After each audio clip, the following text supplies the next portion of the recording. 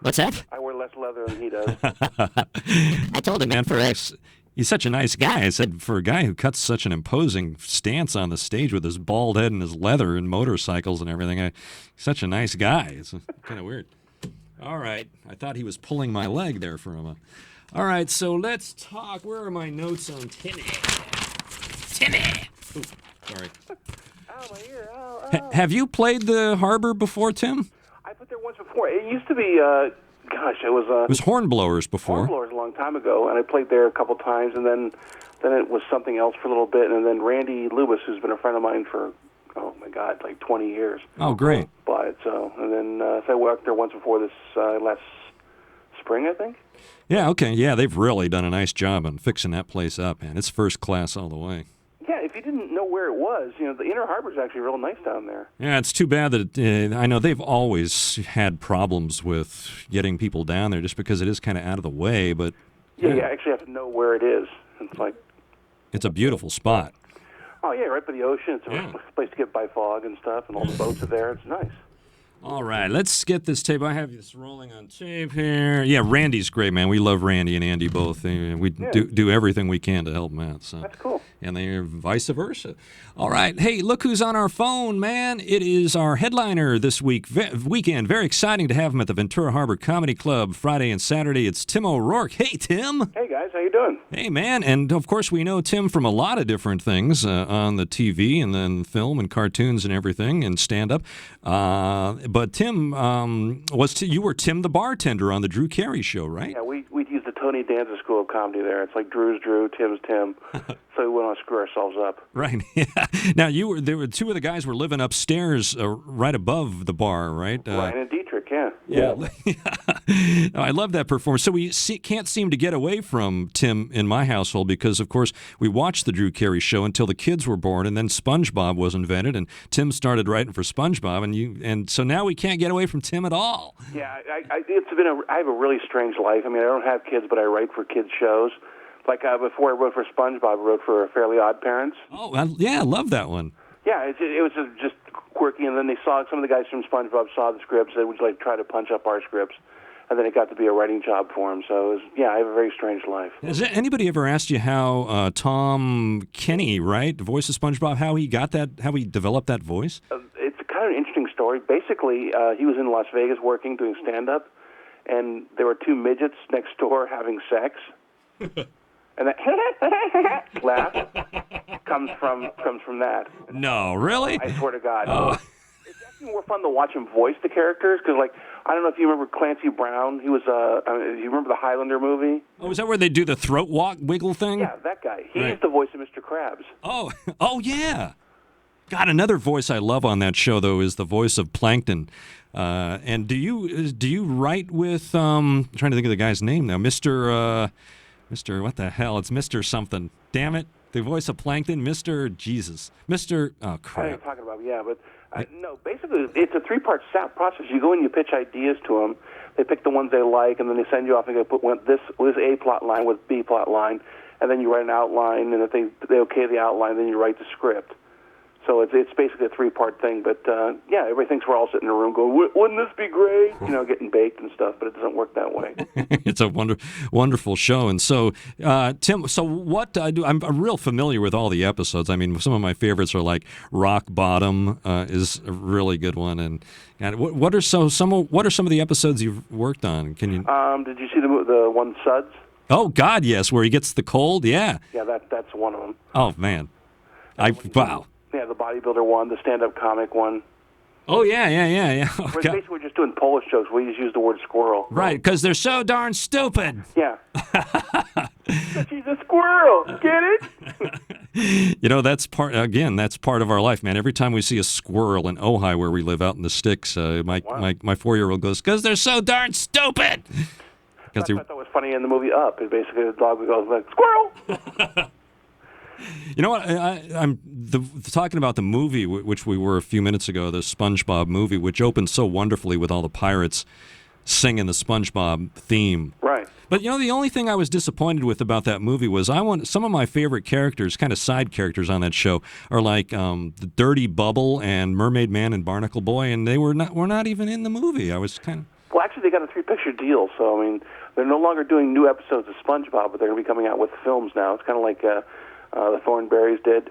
Oh, yeah, right. The Wild Thornberrys. They were basically, they think Nickelodeon goes, well, we've got enough of them, but they don't realize kids memorize every word of SpongeBob, whereas Thornberrys might not be, because it was like, hi, kids and stuff. But, so they have a couple more pictures. I think there's another picture coming out in next summer, I think. Wow. Very exciting. But they're really, because it's all totally animated. Yeah. It's kind of hard to do. They do the voices. They do everything here, basically do all the sketches and stuff, send it to be animated, then they bring it back and do all the voice talent. Yeah. Hey, is Tom Kenney Patchy the Pirate, too? Yeah. Oh, he is? Okay, all right. Well, I'm getting all this inside information. Of course, people don't know what we're talking about. Who's the hell Patchy? Yeah, I know. God. Everybody has kids knows exactly what we're talking about. Oh, man, let me tell you. Yeah. So besides, and of course, you do some Family Guy voicing, too, for Fox, right?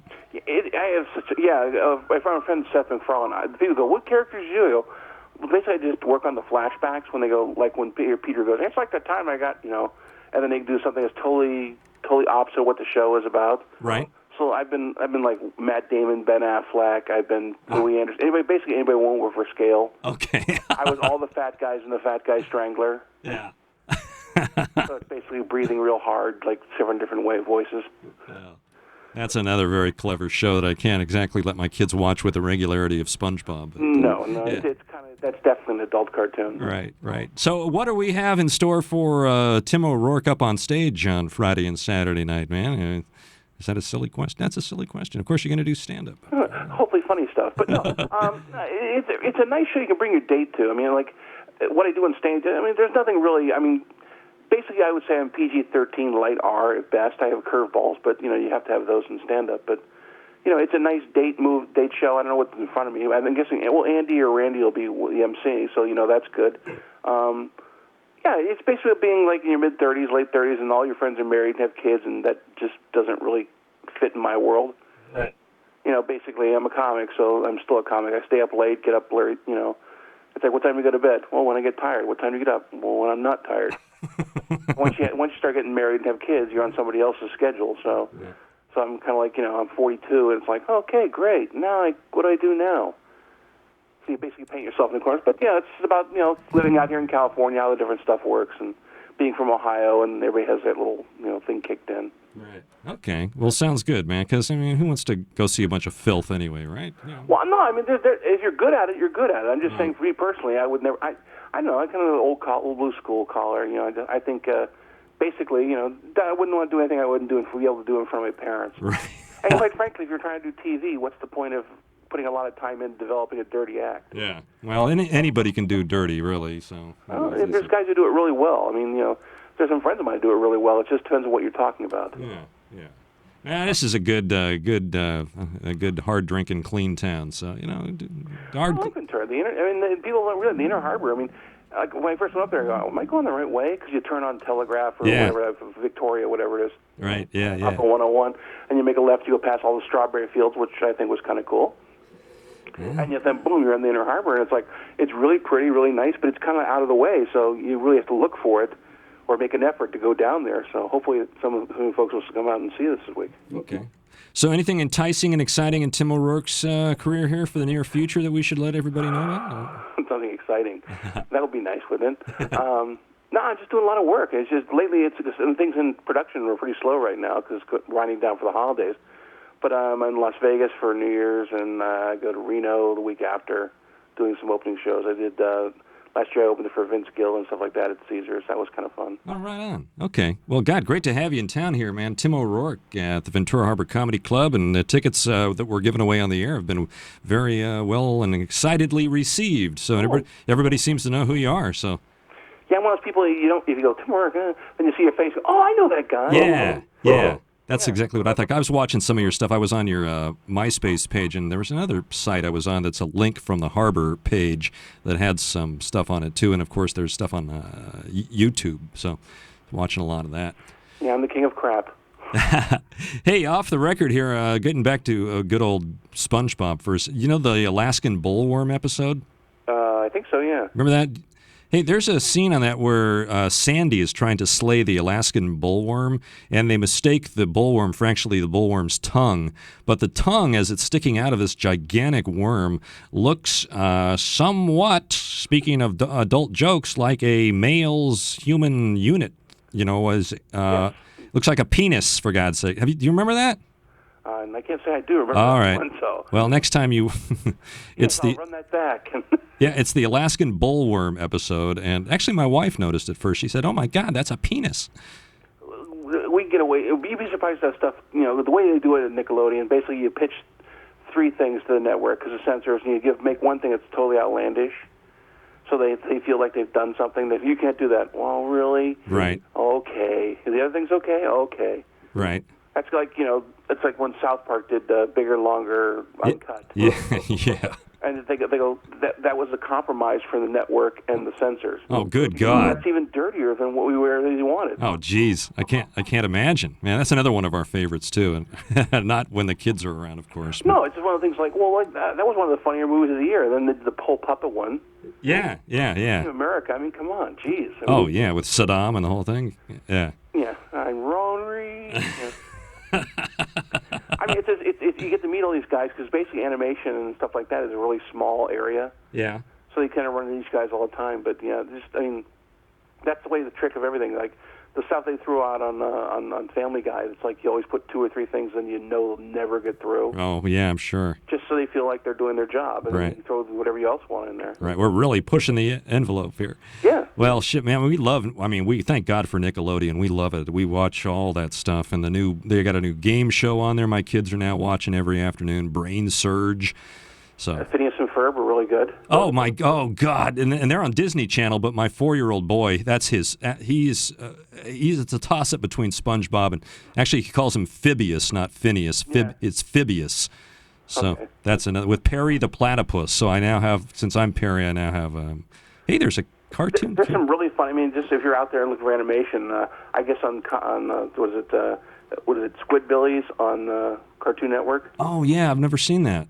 Very funny. Oh, okay. Yeah, there's a lot. There's a lot of good stuff on both. It's more experimental. It's like the animation is not what it used to be, but I mean, it's the writing is so good that you sit back and just laugh. It's like, oh, it's so goofy. You just let it go. Yeah. Well, you were doing Fairly Odd Parents too, and that's another one we've grown up with. So that's always on. So. Yeah, my friend Butch Hartman wrote that and just came up with that idea, and just what happens if you're fairy godparents and you have magical powers, that kind of stuff. Is that a real kid doing the voice of Timmy, or is that an adult? It's a girl, actually. Oh, it's a girl. Okay, yeah. Okay. I always wondered about that. It's just because basically, hi, Yeah. All right. Well, man, I wait till I tell my kid. I've been telling my kids all week I was going to talk to the writer of SpongeBob. So yeah, this is very cool. A couple of weeks ago, we had the guy who does Pip on Back to the Barnyard. Okay. I'm trying to think of his name now. For God's sake, I can't think of it. I interview so many comedians. It's just I can't keep them straight. Well, thank God you do that. Yeah. Well, thank you so much, Tim, for doing this, man. I'm going to put this on the air tomorrow morning. I usually break it up into 2 segments at 9:30 and 9:50, so I'll get some good mileage out of you. That's cool. Thanks. Appreciate it, man. All right, man. Tim, a pleasure, buddy. Thank you for doing this, man. Okay. Have a good day. Okay. Best of luck, man. Thank you. All right. Bye. Okay. Bye.